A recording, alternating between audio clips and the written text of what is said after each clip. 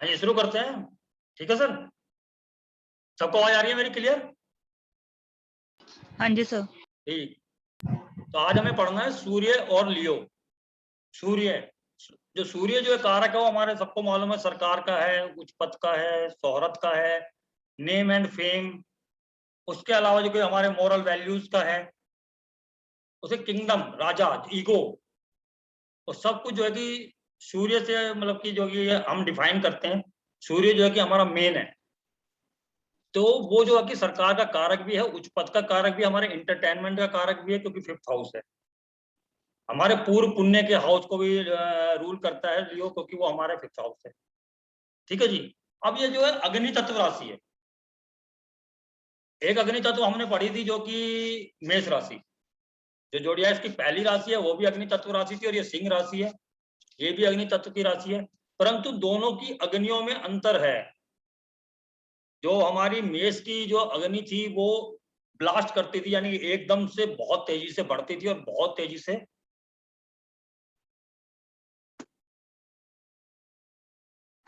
मतलब बहुत तेजी से बढ़ना और बहुत तेजी से जो है कि नीचे हो जाना, मतलब कि बहुत ज्यादा धीमी हो जाना, ये हमारी मेष राशि थी।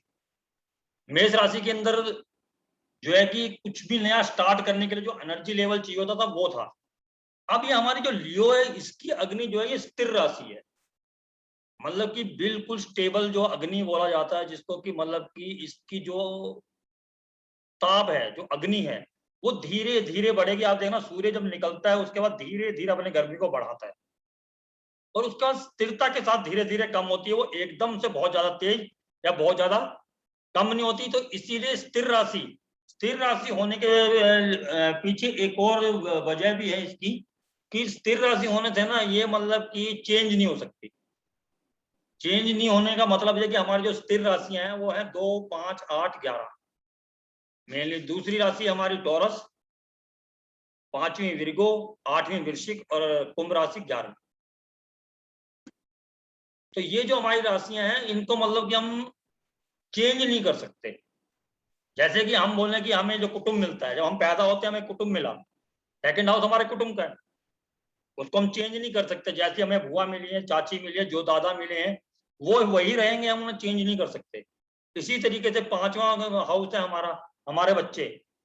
अगर हमारे बच्चे निकम्मे निकल आए तो हम उन्हें चेंज नहीं कर सकते, हमें वो उनको सुधारना ही पड़ेगा या उनका एटीट्यूड चेंज करना पड़ेगा। हम बिल्कुल उनको नहीं बदल सकते, वो जैसा नेचर लेके आए वो नेचर लेके आए हैं, वो हमारे कर्म है, हमारे पिछले जन्म के कर्म है जो हमें वैसे बच्चे मिले। लेकिन उनको हमें भोगना है, उनका जो सुख दुख जो भी हमें देंगे वो हमें हंसी हंसी उसको लेना पड़ेगा, क्योंकि उनको हम चेंज नहीं कर सकते। इसी प्रकार से 8वां घर जो वृश्चिक राशि वो हमारी मौत की राशि, उसको मृत्यु भाव बोला जाता है। तो जिसको मृत्यु अटल है उसको कोई नहीं बदल सकता। हम लोग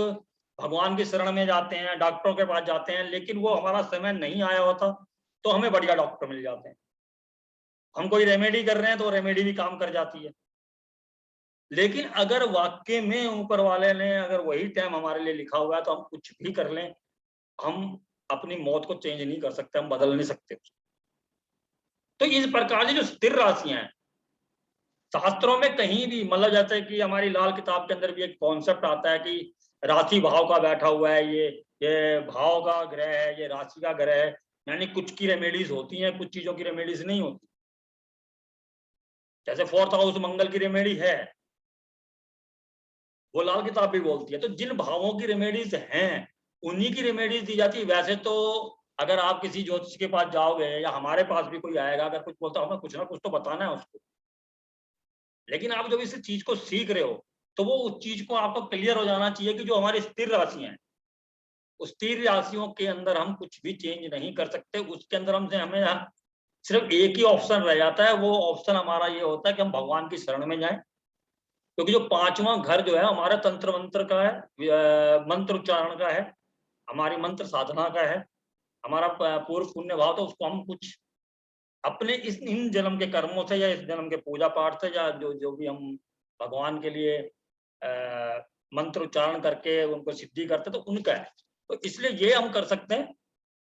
अब पूर्व पुण्य जो है कि बोला गया तो 5वें भाव के पीछे जो कर्म अच्छे हैं या बुरे हैं वो हमें मिलने ही मिलने, वो पिछले जन्म के उन्हें नहीं बदल सकते, तो वो हमें मिलना है। और हमारे जो है कि पांचवां घर में जो हमारा हेडन कर्मा है, हेडन कर्मा में जो कि हमारा जो 8वां भाव है वृश्चिक राशि, उस वृश्चिक राशि से जो है कि हमारा 5वां भाव जो पड़ता है वो 10वां पड़ता है, तो हेडन हाउस है। इसके अंदर हम हेडन चीजें भी कर, जैसे लव अफेयर है, हम किसी को बताना नहीं चाहते, छुप के करते हैं, सट्टा है, जुआ है, ऐसी कुछ चीजें जो है कि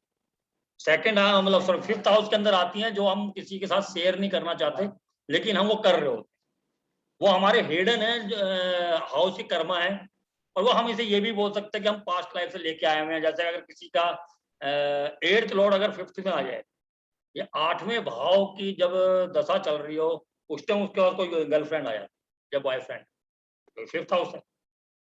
तो वो ज्यादा देर तक हमारे पास टिकेगी नहीं। वो अपना पिछले जन्म का जो है कि कर्जा लेने के लिए हमारे पास आए हैं, उसके साथ हमारी ज्यादा लंबी निभेगी नहीं, वो जल्दी ही हमारा रिश्ता टूट जाएगा। वो जैसे ही पिछले जो जन्म के जो कर्जे हैं वो कंप्लीट होंगे, अच्छे या बुरे, वो जो है कि हमारा 5th लॉर्ड, जो कि हमारा जो कि कोई भी लॉर्ड बन सकता है 5th, उसका जो है कि डिस्पोजिटर, यानी कि मान लीजिए कि वहां पर जो है कि मंगल की राशि, तो मंगल बताए, अगर वो अच्छे घरों में गया तो पिछले जन्म से हमारे अच्छे के लिए आएंगे, यानी हमने अच्छे कर्म किए हैं तो हमें उसके जो है कि अच्छा रिजल्ट मिलना है। और अगर वो जो बुरे के लिए आए हैं तो हमारे साथ बुरा होने वाला है। वो डिस्पोजिटर बताएगा, डिस्पोजिटर गलत बैठ गया तो वो हमारा बुरा होना है उसका। तो इस तरीके से हम देख सकते हैं इसको। तो वो जो है कि हमारा जो है कि पिछले जन्म के जो कर्म है हमारे, जो अच्छे या बुरे, वो हमारे हमारे जो 5वां घर हमारी क्रिएटिविटी का ही बोला गया। क्रिएटिविटी मीन्स हम कुछ भी जो क्रिएट करते हैं वो हमारे जो है कि 5वां घर। इसको सीधे शब्दों में समझें तो हमारे बच्चे हमारे द्वारा ही क्रिएट किए गए हैं, इसीलिए उसको क्रिएटिविटी का घर बोला गया है, क्योंकि हमारे से ही हमारे बच्चे आए हैं, हमने क्रिएट किया उनको। तो वहां पर हम कोई भी चीज जो हम क्रिएट करते हैं, कोई भी मेटेरियलिस्टिक थिंग भी है जो आजकल के हिसाब की जो हम कुछ बनाते हैं, तो वो भी हम 5th हाउस से ही देखते हैं। तो तो इसको जो हमारा जो सूर्य है, सूर्य ना बहुत ही नॉलेजेबल है, उसको हम बोलते हैं कि विजडम का कारक, ठीक है जी। और वो इंटेलिजेंट बोला गया, जिसका सूर्य अच्छा होता है चार्ट के अंदर, बढ़िया होता है चार्ट के अंदर, वो जो है कि बहुत ही इंटेलिजेंट पर्सनैलिटी होती है, बहुत ही ज्यादा समझदार पर्सनैलिटी होती है। अगर 5th हाउस के अंदर, मान लीजिए कि 5th हाउस के अंदर सैटर्न राहु आ जाता है किसको, या 8th लॉर्ड आ जाता है, जैसे 8th लॉर्ड का मैंने अभी उदाहरण दिया, अगर सैटर्न राहु आता है तो उसके साथ में जो है कि लव अफेयर्स के अंदर धोखा होने, 8th लॉर्ड आता है तो मैंने बता ही दिया कि वो भी वहां पर जाके कुछ दिन तक टिकना है।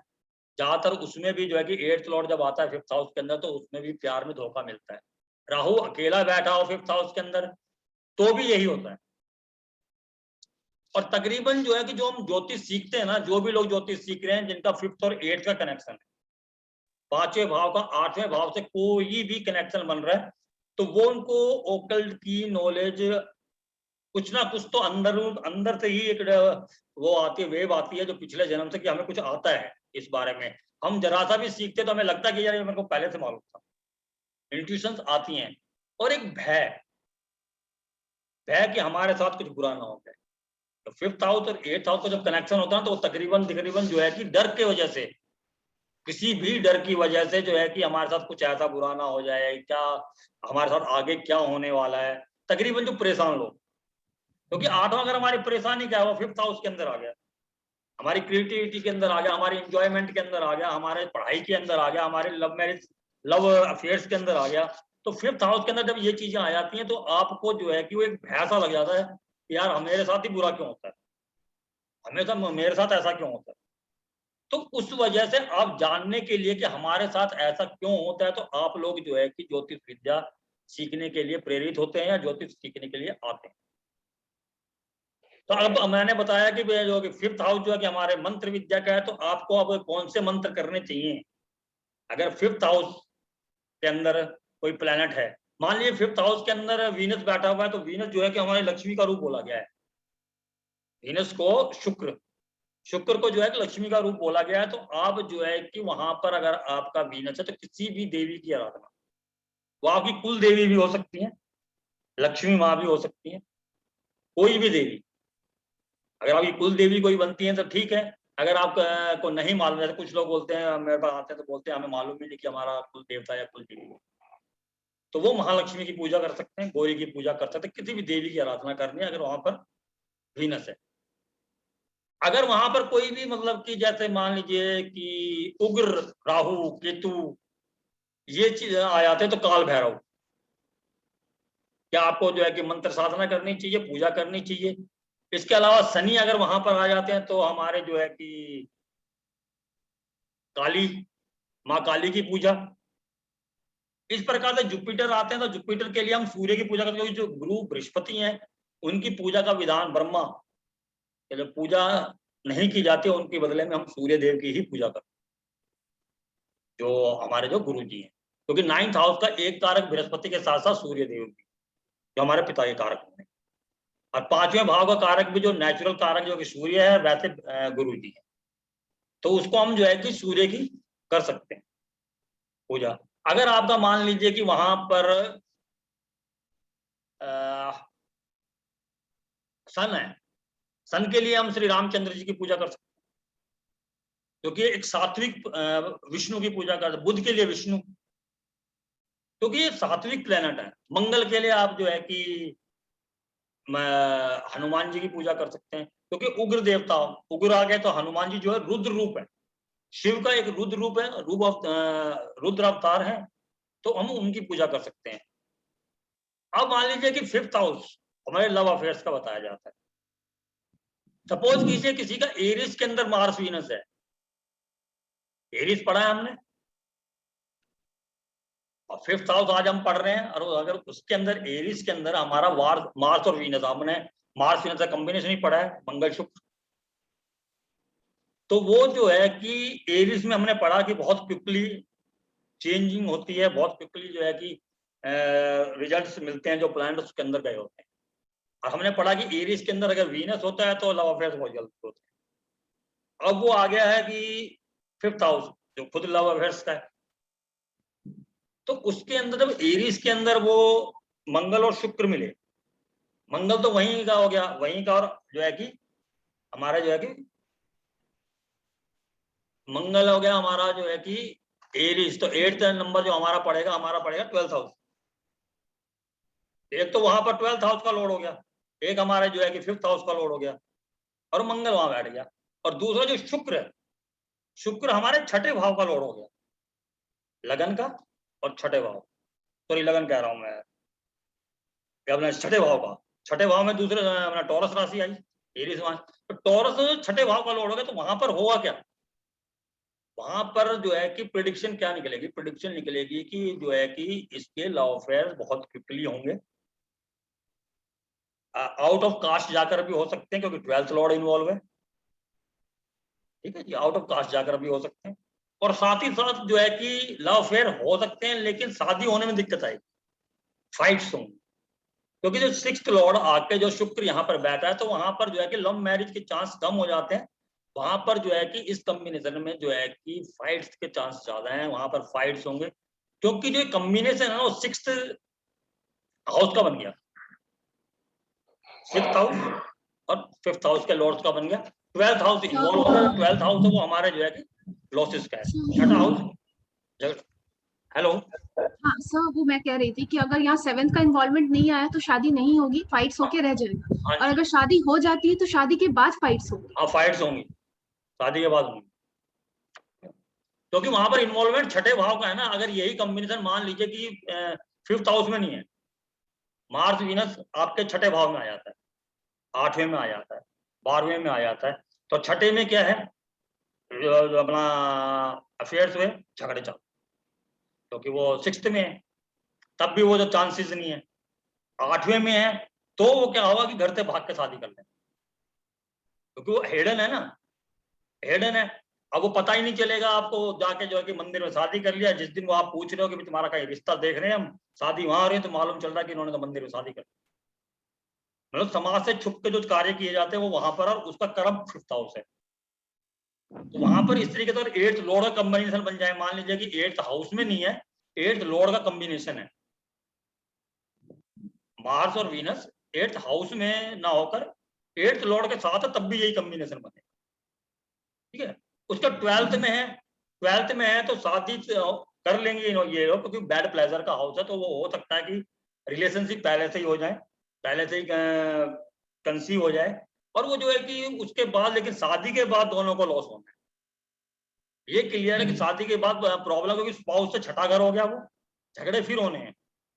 फैमिली से हो, किसी स्पाउस के होंगे फिर, तो स्पाउस से छठा घर है 12th, और जो मेल है जिसके वो चार्ट है उसका वो 12th है, उसके वैसे ही लॉस है, तो उनके बाद शादी के बाद दोनों को नुकसान होना, दोनों को झगड़ा होना। तो ये क्लियर है जो मतलब कि, इसीलिए मैंने बोला कि मतलब मैं देख रहा हूँ उस पर जो है कि